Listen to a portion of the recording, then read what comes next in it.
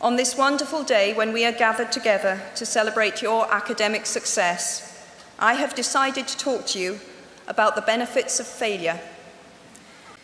Looking back at the 21-year-old that I was at graduation is a slightly uncomfortable experience for the 42-year-old that she has become. Half my lifetime ago, I was striking an uneasy balance between the ambition I had for myself and what those closest to me expected of me. I was convinced that the only thing I wanted to do, ever, was write novels. However, my parents, both of whom came from impoverished backgrounds and neither of whom had been to college, took the view that my overactive imagination was an amusing personal quirk that would never pay a mortgage or secure a pension. I know the irony strikes with the force of a cartoon anvil now, but... So they hoped that I would take a vocational degree. I wanted to study English literature. A compromise was reached that in retrospect satisfied nobody, and I went up to study modern languages. Hardly had my parents' car rounded the corner at the end of the road than I ditched German and scuttled off down the classics corridor. I cannot remember telling my parents that I was studying classics. They might well have found out for the first time on graduation day. Of all the subjects on this planet, I think they would have been hard put to name one less useful than Greek mythology when it came to securing the keys to an executive bathroom. Now, I would like to make it clear in parenthesis that I do not blame my parents for their point of view. There is an expiry date on blaming your parents for steering you in the wrong direction.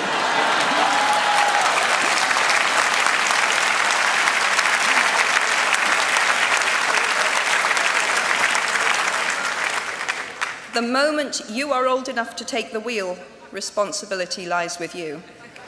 What is more, I cannot criticize my parents for hoping that I would never experience poverty.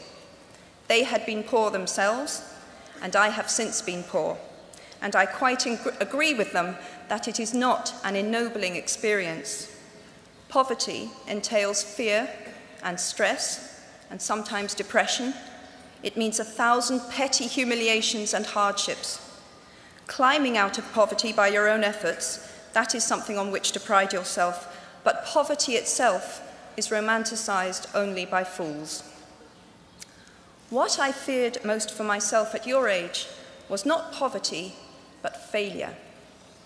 At your age, in spite of a distinct lack of motivation at university, where I had spent far too long in the coffee bar writing stories and far too little time at lectures, I had a knack for passing examinations, and that, for years, had been the measure of success in my life and that of my peers.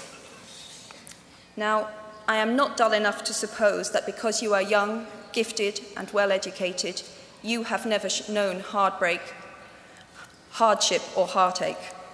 Talent and intelligence never yet inoculated anyone against the caprice of the fates, and I do not for a moment suppose that everyone here has enjoyed an existence of unruffled privilege and contentment.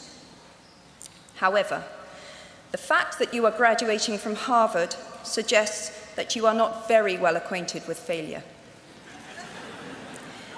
You might be driven by a fear of failure quite as much as a desire for success.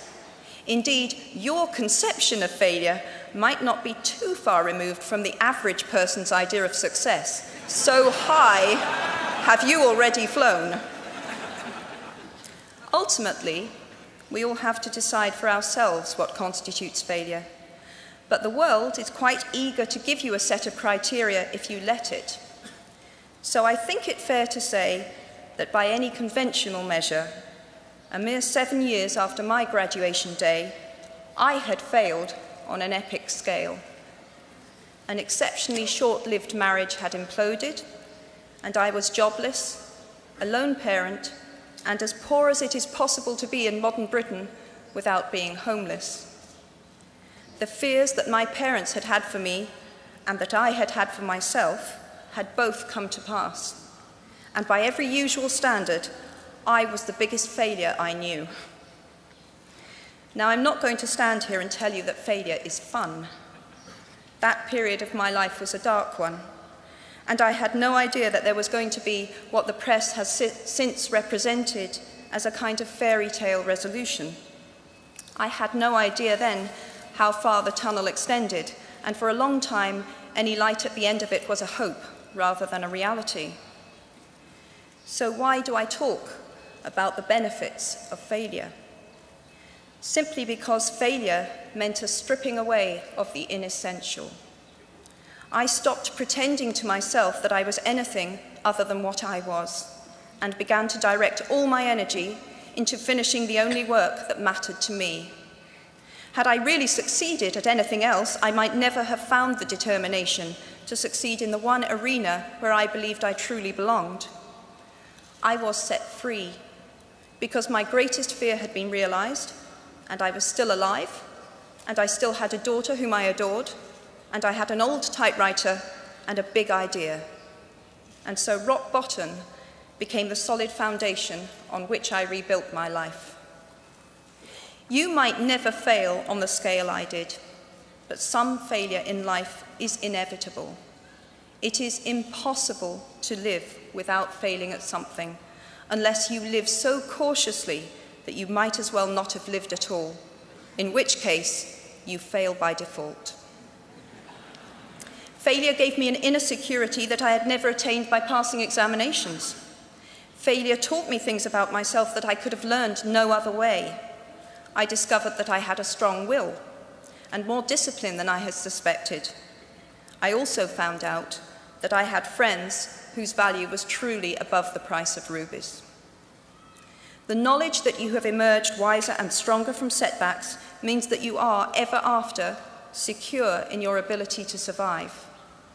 You will never truly know yourself or the strength of your relationships until both have been tested by adversity.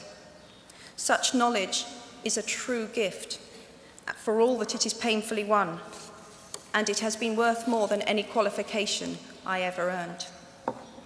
So given a time turner, I would tell my 21-year-old self that personal happiness lies in knowing that life is not a checklist of acquisition or achievement.